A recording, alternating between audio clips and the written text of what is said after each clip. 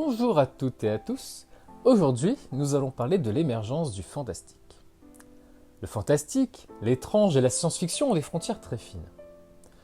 Émergence de l'esprit des auteurs et artistes, le fantastique se retrouve aussi bien dans les songes d'une nuit d'été de William Shakespeare, où la magie et la féerie s'immiscent dans des intrigues politiques et romantiques, dans les contes des Mille et une nuits, ou encore ceux de Charles Perrault, qui, comme d'autres œuvres, ont permis au studio Disney, que l'on appelle Fabrique des rêves, l'inspiration de leurs plus grands succès, de Aladdin à Alice au pays des merveilles de Lewis Carroll, Pinocchio de Carlo Collodi, ou encore Peter Pan de James M. Barrie.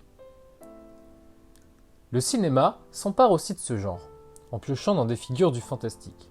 Si on peut penser à l'adaptation du Seigneur des Anneaux de Tolkien par Peter Jackson, monument du fantastique en littérature, mais aussi au cinéma, celui-ci a encouragé et popularisé le genre dans ce début du XXIe siècle, avec des œuvres telles que Harry Potter, Percy Jackson, Game of Thrones.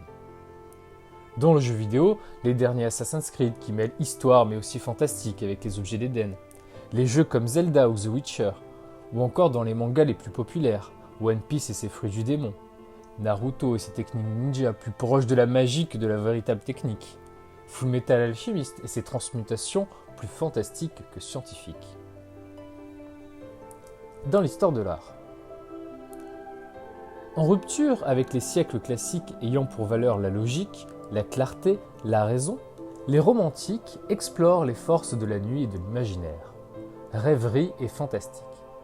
Le fantastique connaît un succès immense au XIXe siècle, auprès des écrivains comme Théophile Gautier, des peintres comme J.H. Fuseli et des compositeurs comme Hector Berlioz, qui vont trouver dans ce thème une inspiration nouvelle et vont créer des œuvres où la réalité se mêle à l'irrationnel. La chambre, le lieu du sommeil, est celui où on se réfugie pour être en sécurité, mais il est aussi celui de l'émergence du cauchemar. De nombreux artistes ont réfléchi à cette pièce qui leur est très personnelle. Par exemple, la chambre de Van Gogh à Arles, en 1889, où celui-ci veut exprimer dans la représentation de sa chambre la tranquillité et faire ressortir la simplicité de celle-ci au moyen du symbolisme des couleurs. Pour cela, il décrit les murs lilas pâles, le sol d'un rouge rompu et fané, les chaises et lits jaunes de chrome, les oreillers et le drap citron vert des très pâles, la couverture rouge sang, la table à toilette orangée, la cuvette bleue, la fenêtre verte, affirmant « J'avais voulu exprimer un repos absolu par tous ces tons divers ». Van Gogh fait référence aux estampes japonaises. L'artiste dépouille l'œuvre par une composition faite uniquement de lignes droites et par des surfaces colorées, complétées par la perspective. Mais la représentation de Van Gogh ne fait pas apparaître le fantastique. Elle est onirique par sa personnalité picturale. Au contraire du Cauchemar de Johann Heinrich Fuseli en 1781. L'artiste fut l'un des premiers peintres à s'intéresser au phénomène du rêve. Il inventa donc un nouveau sujet. C'est pour cette raison que son tableau fut également l'un des plus reproduits du XIXe siècle. Il s'agit d'un tableau abstrait, car certains personnages sont fantastiques et imaginaires. Le tableau représente une chambre à coucher, obscure, meublée au premier plan, d'un lit avec des teintures couleur pourpre, une table de toilette avec une tasse à tisane vide et même l'amorce d'un miroir. Sur le lit, une jeune femme très pâle, endormie, qui paraît faible. Elle porte une longue robe d'intérieur grecque, à moitié transparente. En nous approchant de la zone d'ombre, nous voyons apparaître dans les teintures du lit une tête de cheval avec des yeux énormes, globuleux et brillants. Sur la poitrine de la jeune femme, un gobelin, sorte de monstre ricanant, qui est, des acteurs du tableau, le seul à nous regarder. La scène est représentée de manière frontale, le regard du gobelin est directement fixé sur nous. Il semble nous regarder droit dans les yeux, ce qui nous fait partager le sentiment d'angoisse du tableau. L'espace semble s'étendre en profondeur, notamment avec l'utilisation de noir qui nous empêche de voir le fond de la pièce. La femme endormie est en blanc et se trouve dans la partie éclairée du tableau. Il y a également une convergence de lignes vers cette femme. C'est pourquoi l'œil est en premier attiré par la femme endormie et ensuite vers le monstre se trouvant dans la partie sombre du tableau. Autre exemple dans l'estampe, Le sommeil de la raison produit des monstres de Francisco de Goya. C'est Goya lui-même qui est représenté endormi sur une table de travail, sur laquelle apparaissent des crayons et du papier à dessiner. Une bande d'oiseaux nocturnes, chauves-souris, chouettes et hiboux, viennent se poser sur lui, comme dans un cauchemar, alors qu'un félin, mélange de lynx et de chat, scrute la scène, les yeux fixes. Goya a voulu exprimer que quand la raison s'endort, les visions fantasmagoriques, les hallucinations d'êtres monstrueux sortis de l'obscurité apparaissent. Du XXe siècle à nos jours. Au XXe siècle, c'est le surréalisme qui permet l'émergence du fantastique dans la représentation picturale. Le surréalisme est avant tout un mouvement littéraire, avant de devenir artistique, et est apparu après la Première Guerre mondiale.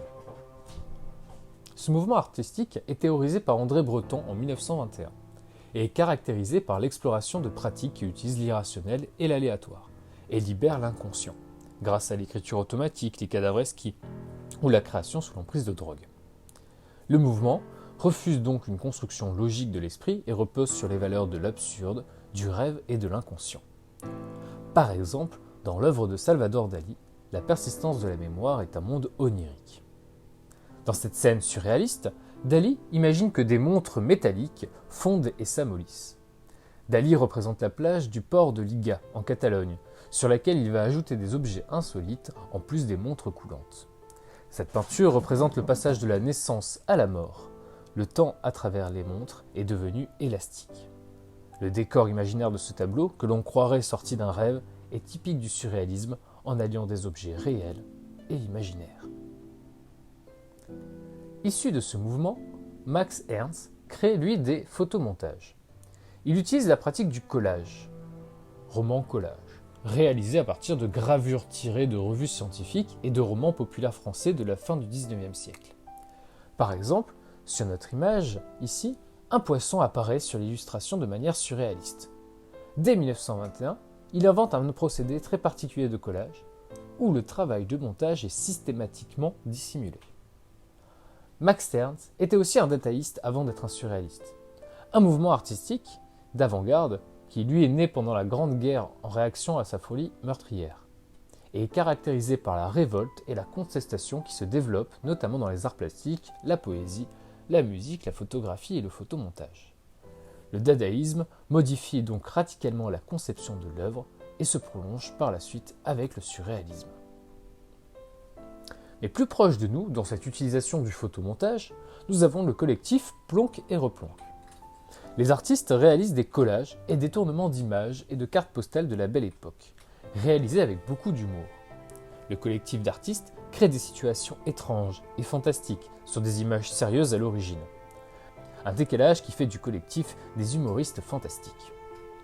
Le photomontage est donc un assemblage de photographies par collage ou par logiciel, donnant d'une photo un aspect différent par l'incorporation d'une ou plusieurs parties ou de la totalité d'une autre photo, et permettent les retouches et les trucages.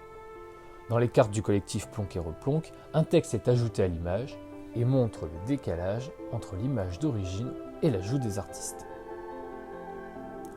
Maxime Duvaux donne, lui, à voir des villes entravées de motifs et de dégradés en noir et blanc.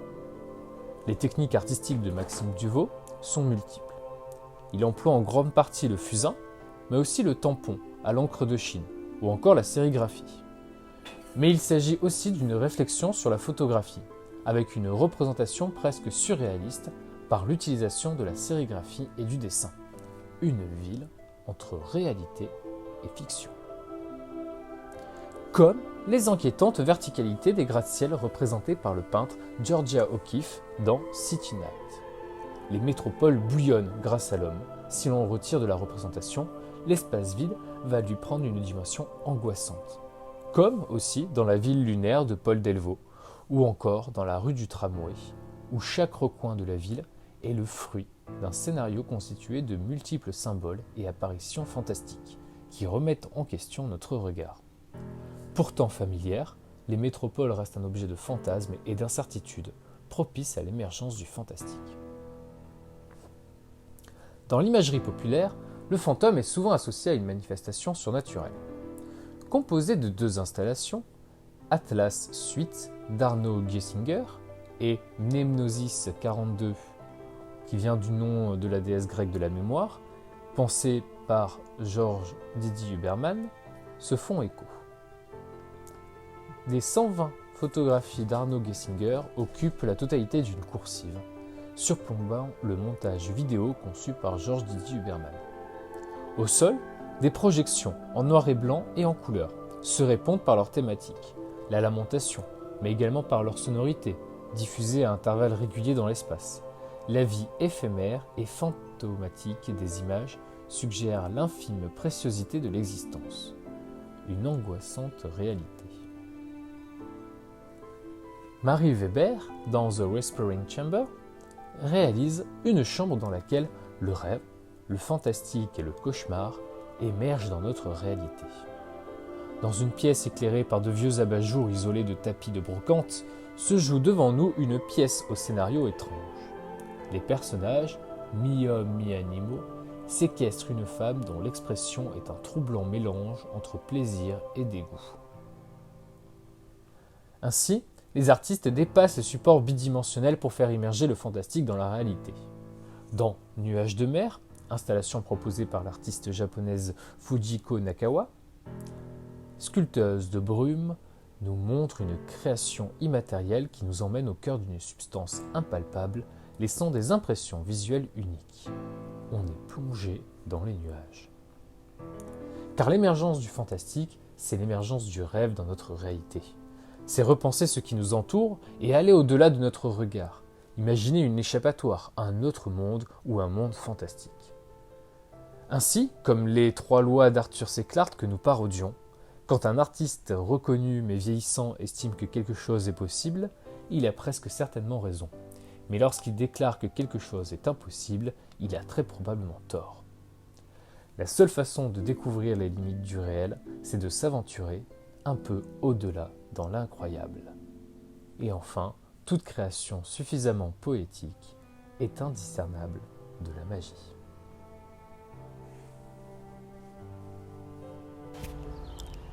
Restez créatifs, au revoir.